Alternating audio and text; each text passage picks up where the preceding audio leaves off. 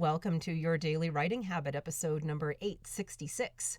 If you are writing a book or thinking about it, or maybe you've started writing your book but you need some help getting it done, you are in the right place. Good morning. Happy Sunday, everyone. I'm your host, Christine Whitmarsh. If you're looking for me online, look for Christine Inc., like that stuff we write with. Each day, I'm sharing with you the writing habits I've learned over my 20 years as a ghostwriter, book coach, and author. I have found that 3 things in particular have a huge impact on your success as an author, and they even have the ability to turn a quote-unquote non-author into a published one. Those 3 things are writing fundamentals, productivity, and mindset habits. And once again, good morning, everyone. Happy Sunday, as we do every Sunday here on the show. It is Sunday story time, where I grab a book off my bookshelf, whether it's one of my own books, a client book, or a book that has positively impacted me in some way. I read you an excerpt from that book and then pose some sort of learning question to ponder to apply the information to your own work. Today I've chosen one of my writing fundamentals favorites. I think I'm going to end up reading the whole book by the time all these Sunday story times are done. And it is called On Writing Well, The Classic Guide to Writing Nonfiction by William Zinsser. And this was a chapter I read that really had an impact on me, so definitely wanted to share it with you. It was called Nonfiction as Literature.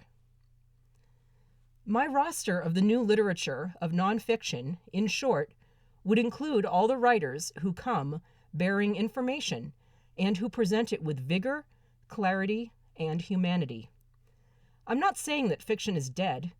Obviously, the novelist can take us into places where no other writer can go, into the deep emotions and the interior life. What I'm saying is that I have no patience with the snobbery that says nonfiction is only journalism by another name, and that journalism by any name is a dirty word. While we're redefining literature, let's also redefine journalism. Journalism is writing that first appears in any periodic journal, whatever its constituency. Lewis Thomas's first 2 books, Lives of a Cell and The Medusa and the Snail, were first written as essays for the New England Journal of Medicine. Historically, in America, good journalism becomes good literature.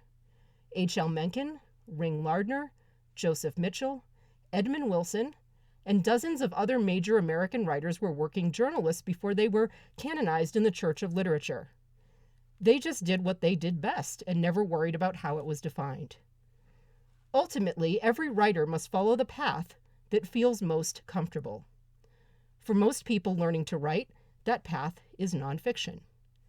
It enables them to write about what they know or can observe or can find out. This is especially true of young people and students. They will write far more willingly about subjects that touch their own lives or that they have an aptitude for. Motivation is at the heart of writing. If nonfiction is where you do your best writing or your best teaching of writing, don't be buffaloed into the idea that it's an inferior species. The only important distinction is between good writing and bad writing. Good writing is good writing, whatever form it takes, and whatever we call it. That, once again, was an excerpt from one of my favorite writing fundamentals books, On Writing Well, The Classic Guide to Writing Nonfiction by William Zinsser. Highly recommend that, obviously. And my question, fiction authors in particular, have you considered crossing over at some point to write nonfiction? Why or why not? Questions to ponder. And as always, thank you for joining me here on Your Daily Writing Habit, where I am helping you write and finish writing an awesome book, no matter what genre of book that happens to be. Be sure and drop by my Inc. Authors group on Facebook and let us know how we can support your writing goals. Until tomorrow, happy writing.